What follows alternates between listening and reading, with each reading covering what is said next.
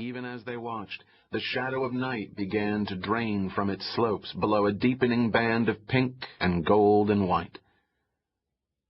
They parked the car at the trailhead, and they could see from the untracked snow that no one else had been there.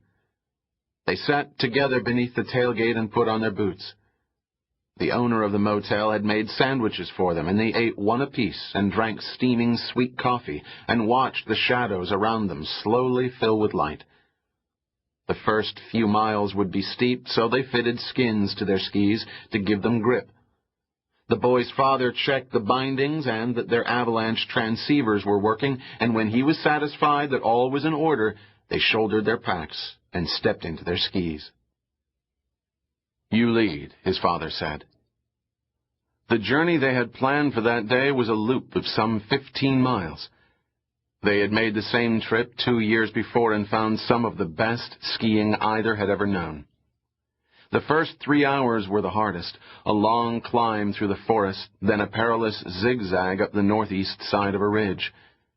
But it was worth it. The ridge's south face was a perfect, treeless shoulder that dropped in 3 consecutive slopes into the next drainage. If all went well, by the time they reached the top, the sun would just have angled onto it, softening the top half-inch of snow while the base remained frozen and firm. These back-country ski trips had become their yearly ritual, and the boy now looked forward to them as much as he knew his father did. His snowboarding friends back home in Great Falls thought he was crazy. "If you wanted to ski," they said, "why not go someplace where there's a ski lift?" And in truth, on their first trip 4 years ago in the Tetons, he feared they were right. To a 12-year-old, it had seemed like a lot of effort for precious little fun. Too much up and not enough down. At times he had come close to tears. But he kept a brave face, and the following year went again. His father was away from home on business much of the time, and there weren't many things they ever got to do together, just the two of them. Sometimes the boy felt they barely knew each other. Neither of them was much of a talker.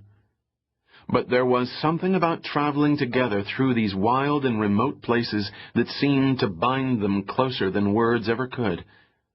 And little by little he had come to understand why his father enjoyed the uphill as much as the down. It was a curious formula of physical and mental energy, as if the burning of one fueled the other. The endless rhythmic repetition, sliding one ski past the other, could send you into a kind of trance. And the thrill and sense of achievement when you reached that faraway summit and saw a slope of virgin spring snow reveal itself below could be close to overwhelming. Perhaps he came to feel this way simply because each year he had grown stronger. He was taller than his father now and certainly fitter. And though not yet as wise in his mountain craft, he had probably become the better skier. Perhaps that was why today, for the first time, his father was letting him lead. For the first hour, the trail was darkly walled with lodgepole pine and Douglas fir as it rose ever higher along the southern side of the winding canyon. Even though they were still in shadow, the climb soon had them sweating, and when they paused to gather breath or to drink or to shed another layer of clothing, they could hear the muted roar of the creek far below. Once they heard the crashing of some large creature somewhere in the timber above them. "What do you think that was?" the boy said. "Deer. Moose, maybe." "Would the bears be waking up yet?" His father took a drink from his canteen, then wiped his mouth with the back of his glove. This was prime grizzly country, and they both knew it. "Guess so. Days have been warm enough this past week." An hour later they had stepped out of the trees and into the sunlight and were picking their way across a gully filled with the crazed debris of an avalanche, jagged lumps of frozen snow and rock skewered with trees sundered from their roots. They reached the ridge a little before 10 and stood side by side, surveying in silence all that unfolded below and around them, mountain and forest quilted with snow and the flaxen plains beyond. The boy felt that if he squinted hard enough, he might even defy science and all the world's horizons and see the backs of their own two selves, tiny figures on some distant snowy peak. The shoulder below them looked as good as they had hoped. The sun was just upon it, and it glistened like white velvet strewn with sequins. They took off their skis and unhitched the skins from which they carefully brushed the snow before stowing them in their packs. There was a cold breeze up here, and they put on their jackets, then sat on a bench of rock and drank coffee and ate the last of the sandwiches, while a pair of ravens swirled and called above them against the lazuli sky. "So what do you think?" his father asked. "Looks pretty good." "I'd say this is about as close to heaven as a man can get." As he spoke, one of the ravens banked before them, its shadow passing across his face. It landed a few yards from them along the ridge, and the boy tossed a crust of bread toward it, which made the bird flutter and lift again, but only for a moment. It resettled, and with a cocked head inspected the crust, then the boy, then the crust again. It seemed almost to have summoned the courage to take it when its mate swooped in and snatched it instead. The first bird gave a raucous call and lifted off in pursuit, and the boy and his father laughed and watched them tumble and swerve and squawk their way down into the valley. As with the climb, the boy led the descent. The snow felt as good beneath his skis as it had looked. The sun had melted the surface just enough to give purchase, and he quickly found his rhythm. He spread his arms and opened his chest to the slope below as if he would embrace it, savoring the blissful swish of each turn. His father was right. It was as near to heaven as you could get. At the foot of the first of the three slopes, where the gradient leveled a little, the boy stopped and looked back to admire his tracks.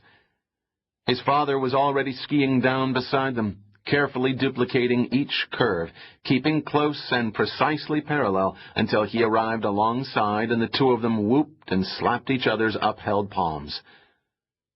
"Good tracks. Yours are coming along, too." His father laughed and said he would ski the next slope first, and that when he got to the next level he would take some photographs of the boy's descent. So the boy watched him ski down and waited for the call, and when it came, he launched himself into the sunlit air, giving all he had for the camera. From where they stood next, at the foot of the second slope, they could see all the way down into the drainage, where the sun had yet to seep. They knew from the last time they had skied here that the creek that ran along the bottom was a series of pools and steep waterfalls. It had been warmer then, and there had been a lot less snow, and except for some crusted ice at the pool edges, the running water had been exposed. Now, however, it lay buried beneath all the heaped snow that had funneled into the creek, and all they could see were contours and ominous striations. His father looked at his watch, then shielded his eyes to peer at the sun. The boy knew what he was thinking.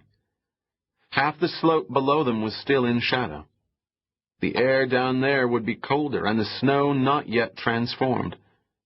Maybe they should wait a while. "Looks a little icy," his father said. "It'll be okay. But if you're feeling chicken, let's wait." His father looked at him over his sunglasses and smiled. "Okay, hotshot. Better show me the way, then." He handed the boy the camera.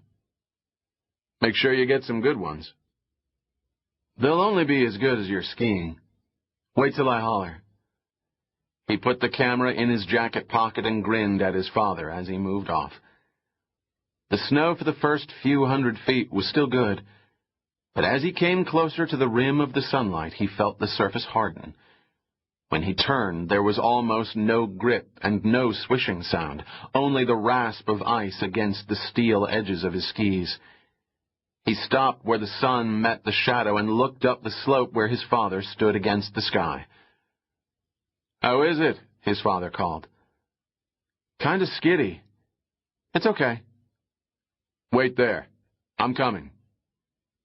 The boy took off his gloves and pulled the camera from his pocket. He managed to get a couple of shots with the zoom as his father skied down toward him. The third picture he took would later show the exact moment that things began to go wrong. His father was starting a right turn, and as he transferred his weight, the